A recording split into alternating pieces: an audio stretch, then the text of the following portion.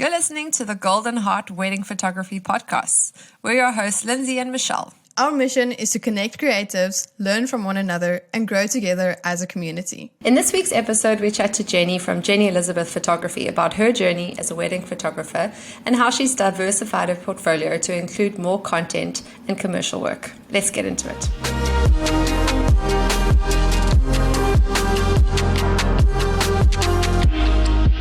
Hi guys, and welcome to another episode of the Golden Heart Podcast. It's been a minute since we've been here. I hope everyone's had a busy season. I know we have, so that's why we've been a bit quiet, but we're so excited to be diving back in this year. And to kick this year off, we have the wonderful Jenni Elizabeth with us today. Hi, Jenni. So we're going to be chatting to Jenni. For those of you that don't know Jenni, we'll share all her work platforms with you at a later stage. But she is a legend in the industry. She's been doing it for a while. And she's recently, or not so recently, started diversifying her portfolio to doing some commercial work as well, and just all different avenues of photography. So before we get into that though, Jen, why don't you just kick it off by telling us a little bit about yourself and how you got started in photography? Cool. Well, guys, before I start, I just wanted to say thank you for having me on the podcast.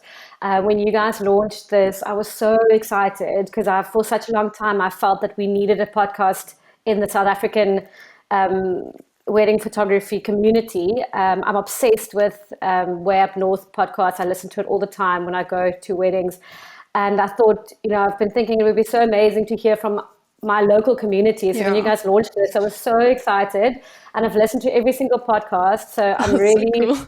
It's a big compliment for me that you asked me to be on the podcast. So thank you. And thank you for, I don't want to say thank you for the amazing work that you're doing because it sounds, but thank you for what you guys are doing for the community and just sort of, I think especially after COVID, it's been nice to just kind of bring it all back to our community and sharing knowledge. And I think that's amazing. So awesome. Okay, so I'll get right into things. So I have been a full-time photographer, wedding photographer for 10 years.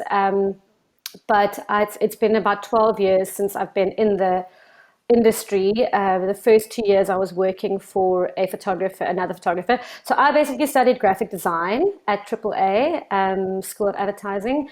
And when I finished studying, I was looking for work. And at the time, I had been doing a bit of freelance work for a photographer that you might know, Shanna Jones.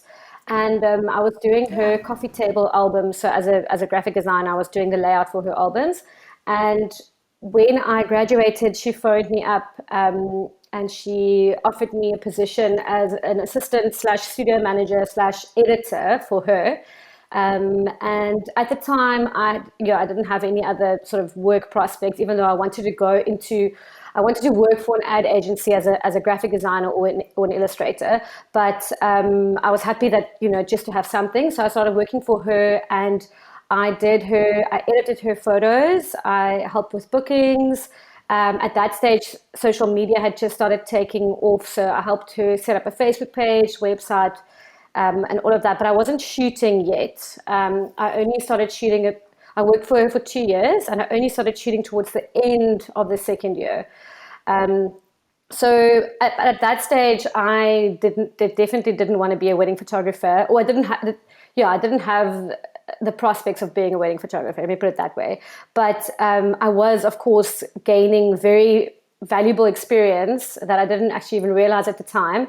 And then after 2 years, I wanted to go on a gap year. So I went to Thailand for a year and I taught English. And it was here that I sort of started really falling in love with taking photos, where I started moving away from seeing myself as creatively as a graphic designer, but more as a photographer. But it was just for fun. It was the photos that I took were just for myself. It wasn't for anyone else. I started a little travel blog, but that was only to kind of keep my family back home updated to my own movements. And that was when I called it Jenni Elizabeth. That's where Jenni Elizabeth started. But it's my two names. Yeah, it's just my name and my second name, my first name and second name. And while I was in Thailand, two other teachers that were at the same school as me, they were also South African, they were getting married. And they had invited me as a guest to their wedding. They had a very, very small wedding on a little island in Thailand. And I went and took my camera with, I wasn't the photographer on the day. They didn't really have a photographer. But I obviously took pictures, and without sort of realizing how much knowledge I had gained from 2 years of editing, being in client meetings, going with to location recce's, and just getting a whole, broader sense of being a wedding photographer. On that day, it was like second nature. When I picked up the camera, I just knew exactly what to do. I just knew exactly how to go about the day. So then I realized for the first time, wow, this is actually something I think I could maybe do, but still didn't pursue it full time. Came back, started working, did a lot of freelance work for Media 24 and Huisgenoot, and like as a graphic designer. And then the first sort of inquiry came, Jenny, I saw these photos you took in Thailand of your friend who got married. My sister's getting married. They don't really want to spend on a photographer. Don't you want to just come and take a few photos? And that's kind of how it started. And I was also at the age where all of my friends were getting engaged, getting married. So I was kind of at the right place at the right time. And I just one wedding led to the next. And before I knew it, I was shooting weddings full time. And that's kind of how I got into it. So I always love to ask when I hear people's background before they got into photography, so yours as a graphic designer, is there any skills that you feel like you have carried over from your previous work experience into being a photographer, and anything that you feel that's really helped you or given you a foot up? Absolutely. As a graphic designer, or especially where I was studying at AAA, I got such a good foundation in not only branding, but also marketing marketing yourself as a business. When I started my photography business, I had all the skills I needed to do my own logo, to do my own website, to do my own packages, all of that stuff. It gave me such an incredible background, but just also how can I say this? Basic visual knowledge. So I'm not for 1 second regretting the 3 years that I studied graphic design, because it gave me such a good foundation. And being in an environment where you work with art directors and copywriters, and you work with brands, and you work with who are essentially your clients, and it gave me a great foundation. And to this day, I still use so much of what I learned at AAA, use in my business. Yeah, that's amazing. So how many years have you been doing weddings full time for? I think you actually said that earlier, but why don't you just remind us how many years you've been doing it full time? It's been 10 years full time. So this is my 10th year, which is crazy to think. I started my business 2012, and this is the 10th year, which is crazy to think. I can't even think that. That's just crazy to me. But it's been 10 years. Yeah. Wow, that's amazing. Wow. And how have you stayed, I hate the word relevant, but it is relevant, because when people think of photographers, you're still one of the top ones that come to mind.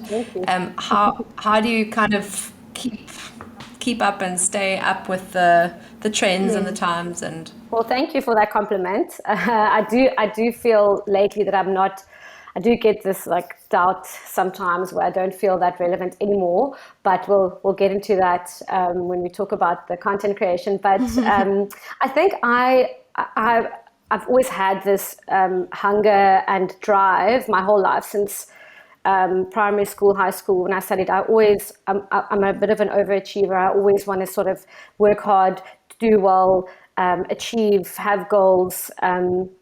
In Afrikaans, there's a little nickname that you say, pliggie. I don't know what that would be in English, a little overachiever. So I'm constantly trying to see how I can better myself, how I can better my business, how I can better my skills. That's one thing. So that just sort of comes naturally. But I think I try and sort of keep my eye on what the international trends are, as opposed to looking at what I follow a whole bunch of people locally because they're my friends, and I like you guys, and admire everyone's work. But when I look at how I can sort of do better, I try and look at international people, because I feel that there's sometimes they're a little bit ahead of us, not always, because we have incredible wedding photographers in South Africa, like top world-class photographers. But it does often happen where a trend kind of starts internationally and then it kind of comes here. So that's basically just by trying to stay up to date with whatever's going on, whether it's new presets someone's bringing out, whether it's a new skill, YouTube, just constantly sort of, I guess, a hunger for learning that I just constantly have. Yeah, I think what you said is so relevant, because the trends, I feel, do come from more international people. I feel that they are a bit ahead of us, and that's perfectly fine. And to find inspiration from that and to constantly learn is so important. I think everybody wants to stay relevant. Everybody wants to, always be able to get work. And so I think it's really important to stay relevant and find inspiration from that. And you've recently, or I'm not sure how recently, but you started doing more content work. So why don't you tell us about that and how that transition happened from doing just weddings into how you decided to move to doing more content? Sure. Before I get to that question, I just want to add something to what we just discussed about finding inspiration and staying on trend. One thing that I also realized that really helps me is to not just find inspiration from wedding photographers, but to find inspiration from photography in general and movies. Movies is such an incredible source of inspiration. Obviously, not just your everyday. I'm talking more of your like artsy kind of films, or if you look at some directors who have a specific style, like Wes Anderson or Martin Scorsese or whatever. Like, there is so much information inspiration you can draw from looking at color grading, at composition, at that sort of thing. So I try and force myself to not only look at actually, I don't actually even look at other wedding photographers that often anymore. I try and look at, I guess, also now that I'm doing sort of work outside of weddings, that also, comes into play. But I think it's important to try and find your inspiration not only from weddings, because then your work is going to start looking like everyone else's, but to look at fashion photographers, look at filmmakers, but yeah, you get it. So content shooting. What now? I was going to say, as long as your inspiration from movies isn't coming from Michael Bay, so you just have explosions in the background of all your photos. That's not going to be good. No, I'm talking more. I mean, maybe it'll still be back in the. I don't know if you guys ever got it back in the day where it was like a trend to Photoshop explosions in the back of like a bridal party or dinosaurs. I'm like, no, I won't. Jurassic Park is such a good movie to inspiration. Not so good. So yes, lifestyle photography. So I think all of how it all started, I think every wedding photographer that's been doing it for a while has a burnout story. So mine started with having burnout. This was about 2017, 2018. I had just gotten to a point where I was just shooting so much for so many years, so many Saturdays. I had just reached a point where I was just done. And that made me realize I need to start thinking I'm not going to be doing, how it's going at the moment is not something that I can see myself doing for another 10 years. So I need to start thinking of how am I going to carry on with this? Am I going to quit? Am I going to, what am I going to do? So obviously, I knew that there was this whole other world of other genres of photography out there, but I was so stuck in wedding photography that I didn't even know where to start with that. But I knew that the first thing that I needed was to create time for me to explore other genres of photography. So That's good. The first thing I did was I just sort of stopped taking on so many weddings. I started with just doing one less a month. So I tried to, if I could just free up 1 or 2 days a week where I can focus on other genres of photography, that, that would be amazing. But that took a year. because you have to start saying no to weddings that you're going to get the next year. Yeah, a year in so advance. just that one step took almost a year just to be able to sort of free up that space.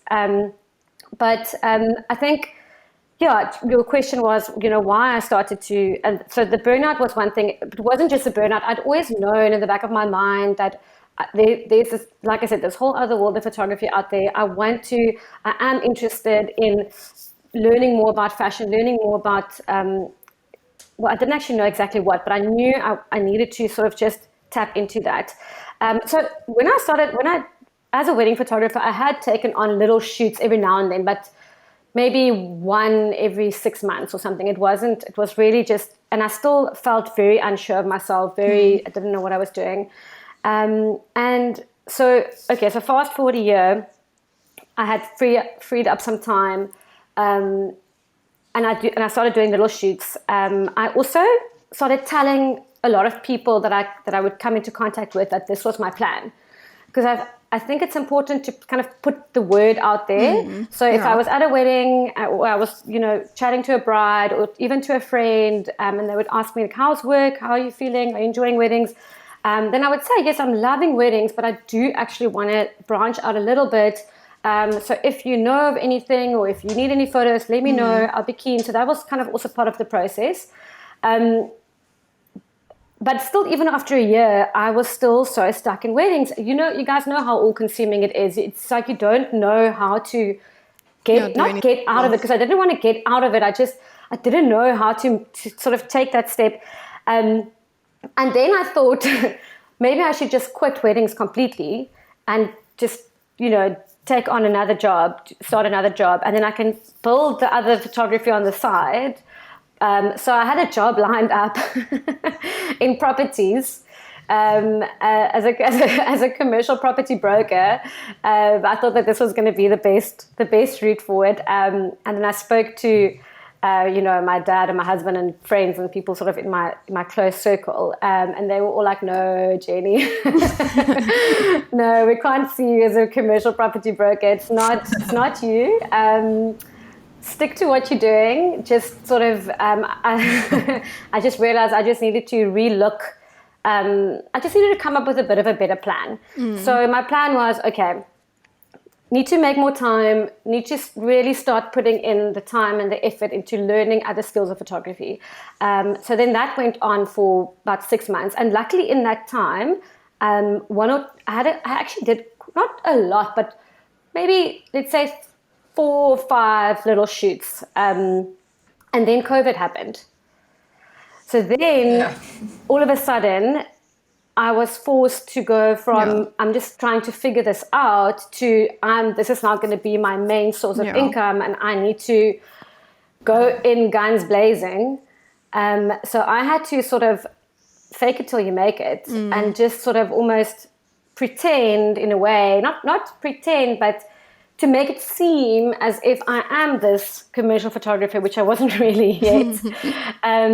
Well, you faked it very well, because I remember looking at the start of lockdown and COVID and all the wedding bands, and I'm like, man, Jenni was so organized. She got herself in there just at the right time. No, and I mean, I was lucky because I had made the decision a year or 2 ago. I had a little bit of work that I could use to promote myself. But it wasn't, I mean, guys, some of that stuff was just for friends. It wasn't, or for stuff I shot for myself. It wasn't as if I had all these clients lined up and all these, it's all about how you package yourself and and look, I'm saying all of this and making it sound like it was an easy process. It really wasn't. I had many, many sleepless nights. I think I changed my photography name 3 times. I had 2 different websites, then I had 1 website, then I had 2 Instagram pages, and I changed the 1 Instagram page 3 times. So it was a process of trial and error. But I think COVID was both absolutely devastating, but at the same time, it was that push that I needed to really push me out of my comfort zone and to force me to really pursue this. And desperation can be a good or a bad thing. If you're really, really desperate and you really, really need something to work, then you will make it work. So I think that was where I was. I didn't have a choice. We you know, you were all there, you all know. We didn't earn any money. I had to make this work. So I was in the evenings, I couldn't sleep in the evenings. I was like, how am I going to sell this and make it seem like I am this, you know, commercial photographer, even though I'm not really. And I just, it was many, many sleepless nights, many hours of sitting and brainstorming and figuring and thinking and talking to people. But it's actually been so nice to reflect back on that whole thing, because I think you don't always realize how far you've come until you sort of reflect back. So yeah. I like what you said, Jen, and I actually wanted to touch on one of the points you've made about the insecurity around whether or not you could be a content or a commercial photographer. And I know I've seen it in my own life where, for whatever reason, I feel like maybe just because I don't have enough experience in it, or because my clients aren't corporate, they're just regular people, that I don't have the skills to do product or, you know, advertising. And I was speaking to someone about it the other day, and I'm like, as wedding photographers, we actually have this incredible base of knowledge where we're forced to work with like every different possible lighting setup and make it work. You don't have the time to stage things or to necessarily get things how you want it. You kind of just have to make that work as well. You're not working with professional models, so you're trying to get the best out of your clients, and you're also shooting product, decor. So essentially we're pretty much doing small versions of everything. Absolutely.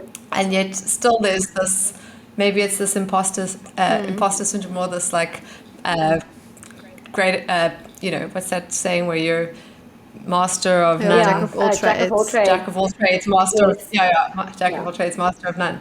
But what has your experience been now, kind of as you've moved more into the commercial, or you're doing more commercial work? Do you look back at like your foundation in weddings and graphic design as like a key pillar, or do you feel like what you're doing now is kind of challenging your work as a wedding photographer even more? Yeah, Lens, I want to just touch on what you said, and I completely agree with you. For some reason, and it's not just you, and it's not just me, and it's not just us wedding photographers that feel that way. It's for some reason there's a certain mindset that wedding photographers are not as whatever, cool, talented, creative, whatever, as other photographers. And this unfortunately gets ingrained, or sort of subtly ingrained, as we're going along our journey, because you'll meet someone and then they'll ask you, oh, what do you do? And then you'll say, I'm a photographer. And then they'll say, okay, what type of photography? And then you say weddings, and they'll be like, oh, okay. So it's not like they're impressed or anything, but then that kind of subconsciously sits with you. And I heard this again the other day. I was chatting to a friend of mine who is a wedding photographer and who did a shoot for magazine or something, and the stylist or the editor said to her, you know, I was very nervous when I heard that you're a wedding photographer. And then that sort of idea gets reinforced the whole time subtly. So then we do feel like we don't belong. We do feel that we have this imposter syndrome. And that was something, and luckily again with COVID, and that was something that made me doubt myself and made me sort of scared to go over and to try these things. But again, luckily with COVID, I sort of had to just force myself to do it. But what I can say about that is that wedding photography is different.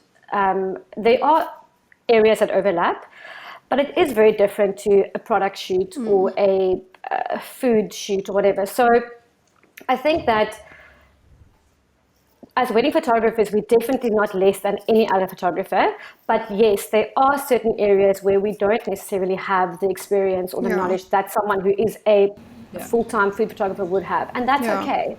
For sure. And that's okay. Sure. And I think that's something I also had to sort of tell myself, is it's okay to go into a shoot and not really feel comfortable or confident with what you're going to be doing, and just sort of figuring it out. And I think that the shoots that I did choose to take on, or not that I had, so many that I could just choose from. But when I did sort of say yes to a shoot, I chose clients and brands that I knew would be okay with me sort of figuring it out. So I think that really helped a lot. I had incredible, and with that, I also came in at a little bit of a lower rate because I mean, on the one hand, I tell people, I encourage people to increase their prices and to charge their worth. But I knew going into, for example, a product shoot, a studio product shoot, I don't have the experience or the skills. I'd rather charge a little bit less. And then I know that there's a margin for error, and I know that they'll be chilled with me.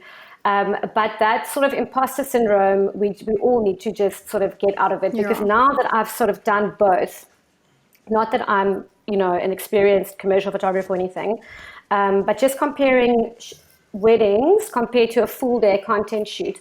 Weddings are so hardcore.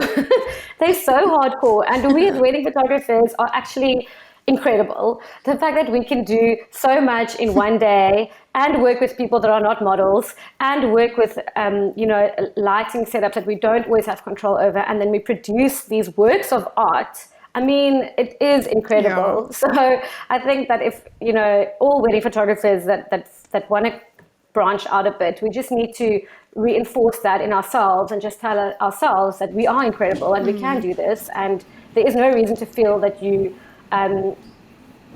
like you're an imposter or you don't know what you're doing. But it is also okay to admit that you don't have the certain experience and you're still learning and you're bettering yourself. So and I think that's such a good answer, because it's like the facing your insecurities, but also coming in humbly and saying like, cool, like I'm not. Yeah. And that's something that I've literally just dipped my toe in the commercial sphere. Like I'm finding it very hard to actually properly get in there. I feel like it's starting out afresh pretty much. So it is. It really is.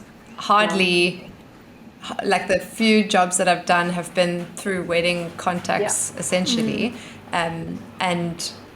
I just feel like it's a whole different pool of clients and connections that I don't have. So you kind of spoke about how you put out your feelers and you kind of just, and I guess it's also when you're creating more work and you're sharing that work and you've branded yourself now, which I think is also, you spoke about how your graphic designers played a role in helping market you in the beginning, but I feel like it's doing it now as well, where you're seeing this as another brand or as an extension of your brand, and you're marketing it well and you're sharing that. And I think that's also maybe key for getting out there as into the a new sector. But what other tips do you have for, I guess, starting out again in the different area in the commercial field? That's a great question, Linz. And I think, yes, I had to look at this as a completely different brand or an extension of my brand. So almost as a little business in itself. Because like you mentioned, all of a sudden your target market completely changes. Whereas as a wedding photographer, your target market is bride-to-be's, girls getting engaged, that sort of wedding planners, that sort of vibe. But now you're shooting something completely different for a completely different target market. So that is sort of where the base of that all lies. And you need to now appeal to that target market. So a creative agency that needs to book a content shoot for a alcohol brand, they don't want to see my wedding photos. They want, but see, now this is where then that subconscious comes in. But I can't tell them I'm a wedding photographer because then they won't book me. It's not about that. It's just about kind of separating the work so that when they go into your Instagram page or your website, they immediately see what they want to see. And this is just what I've sort of experienced. So I don't want to say to people you have to have 2 Instagram pages and you have to have 2 different platforms, but for me personally, it was easier to separate the 2. To keep my weddings on one page and my other photography on other page. And so if I've got a potential client that wants to look at my work, it's all there together, and it's not in between wedding photography and baby shoots and family shoots and things. So I think that's the one thing, is just to sort of separate the 2. I still have the exact same logo and the exact same everything. It's just And I still have one website. Okay. Because I think it was easier just to have one website, but I kind of did the layout so that you can navigate, you can still sort of navigate through. So the two different Instagram pages. And then I guess it just all is how you package yourself. So where I got the most sort of traction, and again, I was kind of just winging it. But in lockdown, when I realized, okay, I need to start shooting something.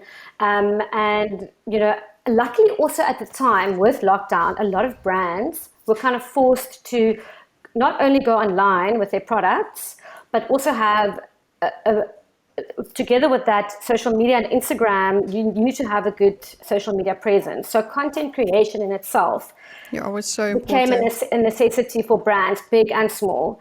So again, I feel that I found myself a little bit at the right place at the right time, whereas just when I sort of wanted to go that route anyway, the need for content shoots really grew, which helps, But so I did a Facebook post where I said, introducing Jenni Elizabeth Boutique Studio or something, Boutique Lifestyle Studio. I mean, it really wasn't anything. It was just me and my camera. But but now all of a sudden it's packaged in a different way. And just from that post, and then I posted a few photos from the shoots that I had done. People contacted me and they were like, "Hey, I've got this product. I need to put this on Instagram. Can I?" And then at the time, still, people could come to or send their products to my house, and I shot at my house. It was obviously more for flat lays and products and that sort of a thing, and that's kind of how it started. And so I think, I mean, I don't want to use the word fake it till you make it because it wasn't like I was completely clueless, but I think you need to have that confidence just to push yourself and to put yourself out there, if that makes sense. If you don't put yourself out there, it's not gonna come back. The other advice that I would give to people is don't wait until people book you. If you want to branch out into other genres of photography, start doing your own shoots because you don't need a client in order to create a beautiful food image, or you can get a friend if you want to shoot some portraiture, and so you can start growing your own portfolio without working for clients. And I think that's a great way of getting into it without having the pressure of producing images for clients. And then the last thing I want to say about that is I had a lot of help from stylists and art directors, so I just want to give credit where credit is due. A lot of the shoots that I've been doing for the last year, I've worked with incredible stylists and art directors who really, really help a lot. So if you have a friend who's a stylist or who's creative, who's got a good eye, it really helps to do those sort of shoots together, as opposed to because as wedding photographers, we work solo, actually, but with content and lifestyle, you work more as a team. I find I was better if I work with a stylist, an art director, the client, then we all sort of collaborate together. Yeah, I think that's really good.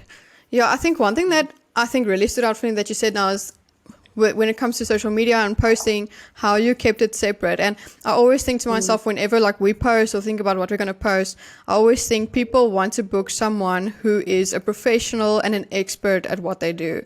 And I think, just for me, how I view it is that if someone posts, let's say, maternity shoots and family shoots and couples and content and everything on their one page, I always think to myself, okay, so now what are they really a professional at? What is the one thing that they are the best at? And I really like that you said that you keep it separate, and I think that really distinguishes that you are an expert in both of those. So that's very cool. I think that's really great advice. And then another thing that I also think is really important, a friend of mine, she started doing more like influencing, but what she said to me is that if I wanted to, let's say, now start doing shoots for companies and things like that, every time she buys something new, she takes photos of it as if it was given to her.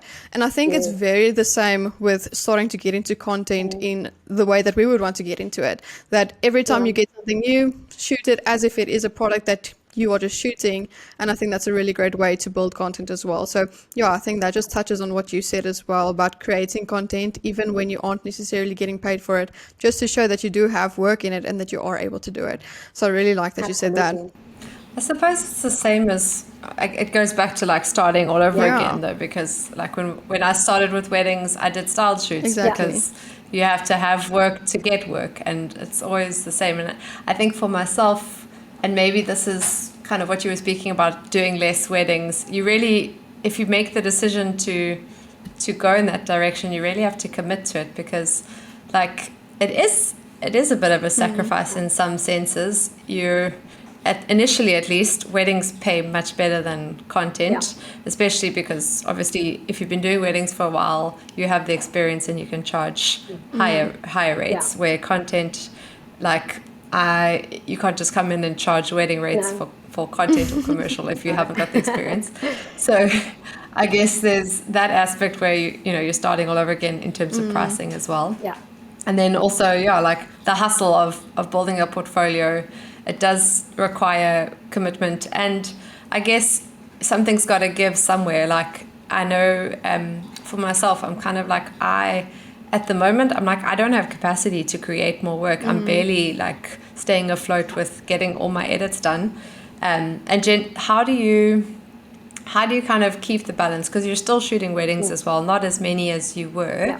How do you do weddings, and you still do some family and lifestyle stuff? I think, a bit. Yes. So, and then all your content. Yes. How do you do that and have a bit of a social life?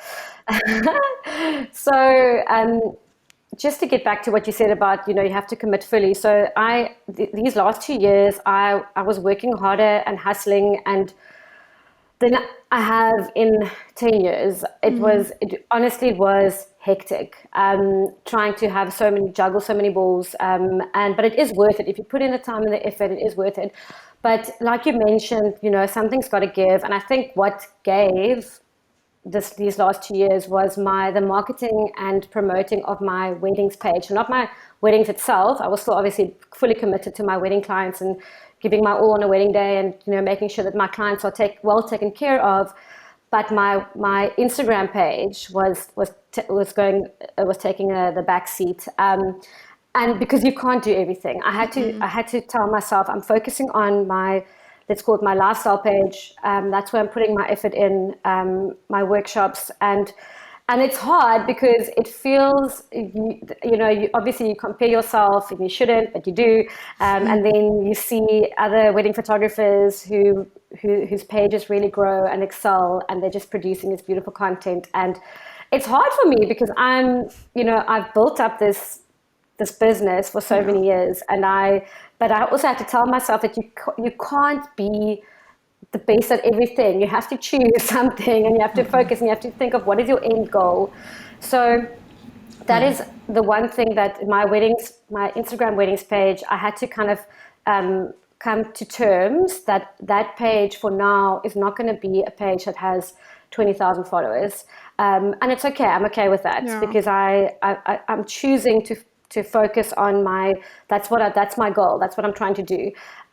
Luckily, because I'm not shooting as many weddings, it's easy for me to still maintain my wedding clients, which has been so nice actually, because I'm shooting maybe one wedding this month, maybe at most two weddings, and it's been so nice. I've been able to really focus on my wedding clients and give them all the attention that they need, because I don't have all these other weddings that I have to focus on.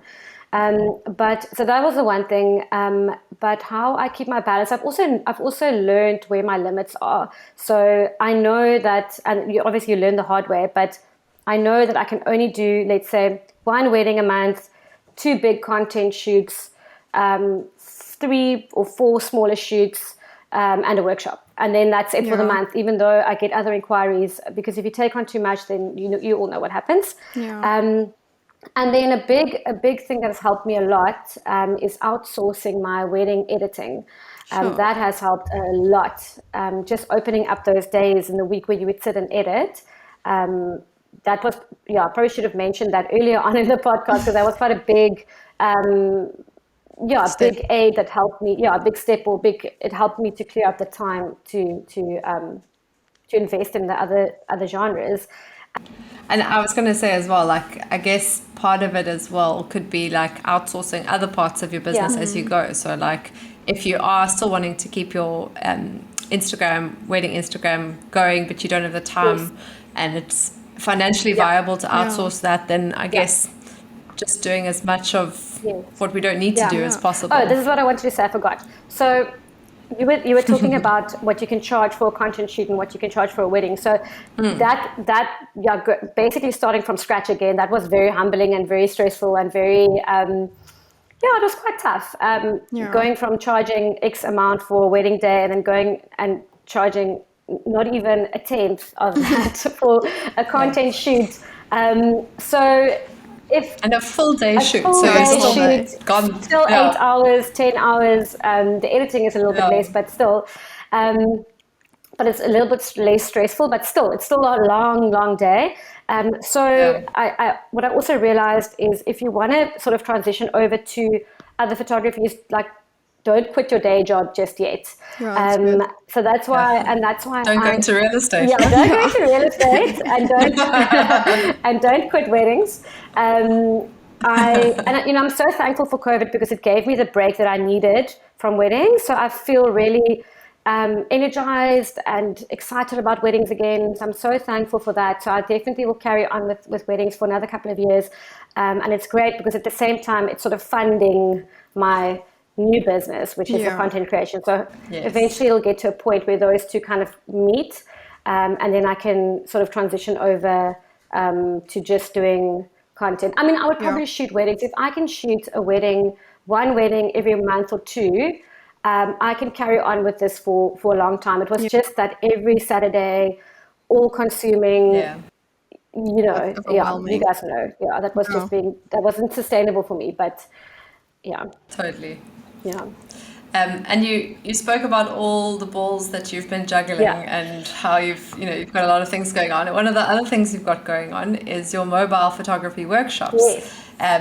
So that's amazing. Why don't you? So I mean, in a world where every photographer is doing a workshop, what made you decide to do a mobile photography workshop? So there's different audience. Yes, different audience. Yeah. So I had done wedding photography workshops in the past and loved it. When I was younger, I wanted to become a teacher, so I think that I loved that part of it. But I did after a while realize that I think wedding photography workshops have kind of reached their end game. I think the market was just flooded by a lot of people offering workshops, which was amazing. But people started kind of not, the interest wasn't as high as it used to be. And during that time, every now and then I would get a request from someone to do a normal photography workshop, so not wedding related, just normal plain photography. Just photography. But because I'm not trained, I didn't train in photography, I didn't study photography, so I don't have the technical knowledge to teach someone how ISO works or why you must use ISO or what this is. I mean, I'm still learning to this. People show me like they'll ask me a question like, what is this setting? I don't know. I just shoot whatever looks nice. I don't know what that is. My favorite is, how many megapixels is your camera? I don't know. It's fun. Does the job. I didn't think that was something that I could do. I also don't know. I only know my camera. I don't know other people's cameras. I don't know all the different makes of cameras. But it did kind of stay with me that maybe I should think about this, And then one day I thought to myself, it would be really cool if I could just teach people how to take photos with their phones. But at that stage, phone photography wasn't as a thing as it is now. So I really thought that would just be daylight robbery, charging someone money to show them how to take photos with their phone. So I kind of just, didn't think about it again. Or it was kind of in the back of my mind, but I kind of let that go. And then again, COVID. So COVID was a catalyst for many things. But so in COVID, it was June of 2020. So we were still in I think we were level 4 lockdown. I saw that there's a little cafe in Stellenbosch called Cafe Furlough. And I saw that, because I know the owner, Corlandia, I saw she made a post saying that she wanted to host workshops at the cafe. So anyone that's interested in giving a workshop, it can be anything, must get in contact with her. And light bulb went on, and I just thought to myself, like, this is the perfect time to revisit the idea of doing a cell phone photography workshop. Because cell phones are, they take incredible photos. And because it was lockdown, I had time to actually write the course and write the content and figure it all out. So we had our first workshop at Cafe Furlough, and it was so successful. So we just carried on with them. And then we went into another hard lockdown. I think it was later on in that year. I can't even remember, August or something that year. And then I switched the workshop from an in-person workshop to an online workshop.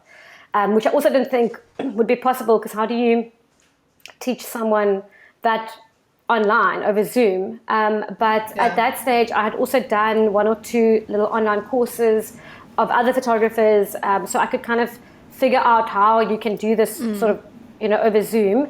And did the first one, went really well. And then I realized how comfortable it is to do it from home. I was like, this is the best thing ever. You literally don't leave the house. It's 3 hours out of my day. That's it.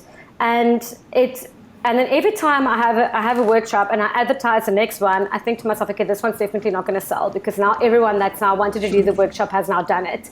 But every single time, it just sells out.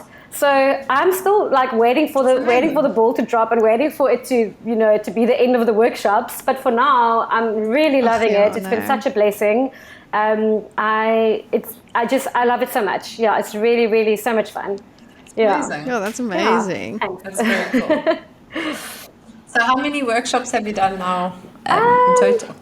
I've lost count, but it must be close to, I don't want to lie, but it must be close to 25, 30. Yes, I don't know. I've lost track. That's amazing. Yeah, I've done with other people. I've done in person. I've done online. What also counted in my favor, once again, right place at the right time, is online courses are really popular at the moment. So people are very keen to go online and learn something, whereas it wasn't such a big thing in the past. So people are much more eager to book that seat and make the time to do the little course. And to tie in with what I said earlier about brands having to be more present on social media, is you have so many small business owners who now have to create their own content, take their own photos, and all they have is their cell phone. And you can actually take incredible photos with just your phone if you just have a little bit of the right knowledge of the best light, that sort of a thing. So that's been a big part of the clientele, small business owners who have to take their own photos of their own products.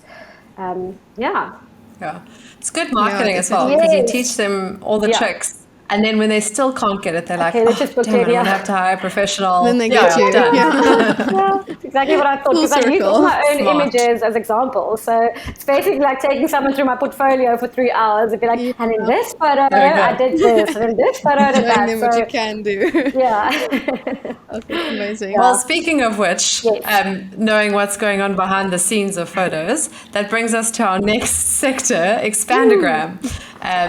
So for those of you that don't know, this is a regular segment on our podcast. This is my radio voice, where we look at a photo from our guest's Instagram, and we just ask them to just give us a little bit more detail about what's happening in the background. And so today we have 2 photos, because we've been quiet for so long, and we're doing both things. So you can find these photos on our Instagram page or on our YouTube channel, wherever you're watching this.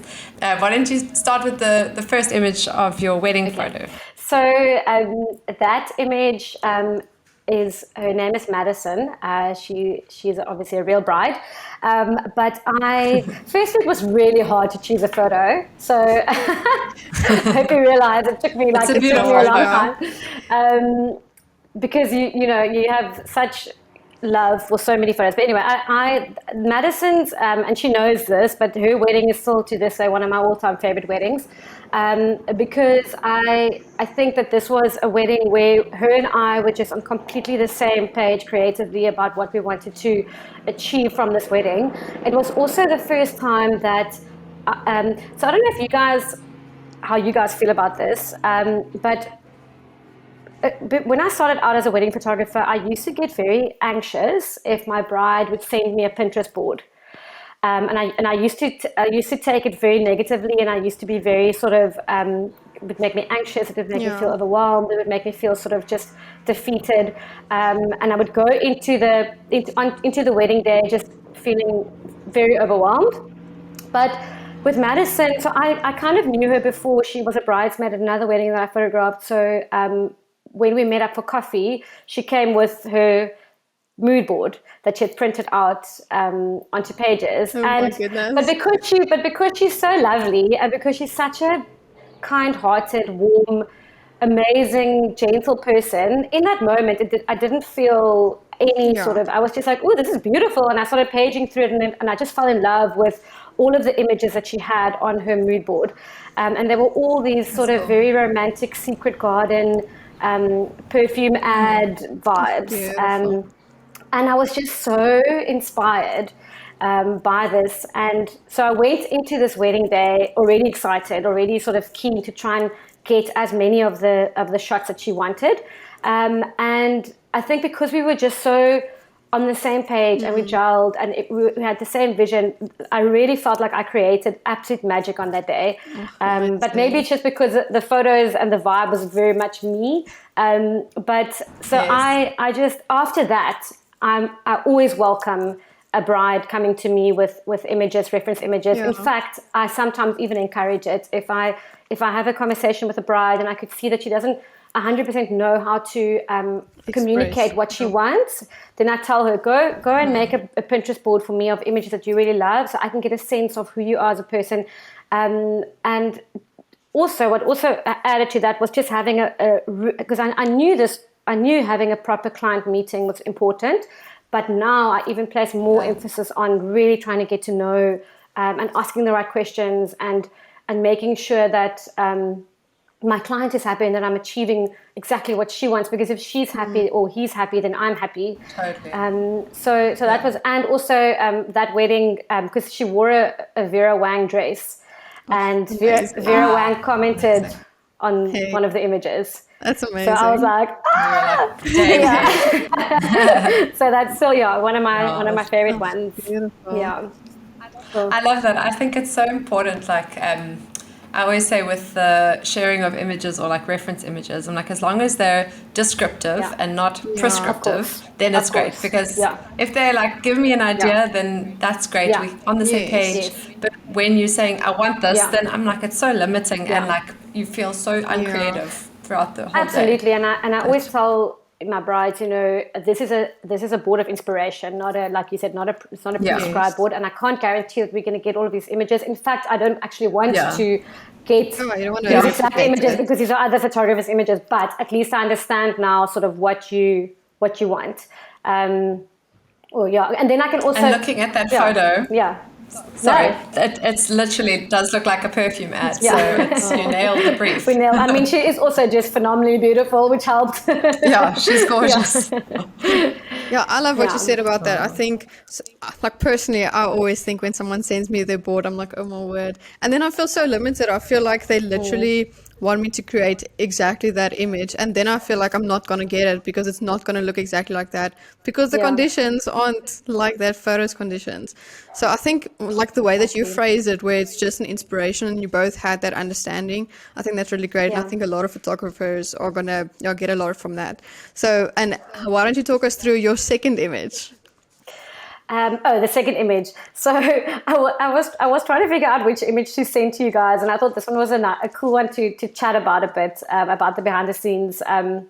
This was, I'm really proud of this image because it was completely out of my comfort zone. I mean, as you can see, it's nothing like what I normally shoot. And opposite of weddings. Yeah, very opposite of weddings. And this brings me back to what I said earlier about when you take on shoots, work with people that are going to be patient with you, and are going to sort of collaborate with you. So the client, Farbont, he makes beautiful charcuterie and salamis, and his wife is a copywriter, and she writes incredible copy. So I had contacted her because I wanted her to write the copy for my website. because I knew I just needed someone professional to just, I know what I want to say, but I needed someone professional to just write all the copy for me. But I said to her, it's COVID time, I've got zero money, but if you want to do a trade exchange, if you guys want to do a family shoot or whatever, any kind of shoot that you need, I'm happy to do a trade exchange. And then she replied saying, well, actually, my husband just launched a charcuterie business and he needs images of his salamis and things. And I was like, oh my word, I've got no idea how to shoot that.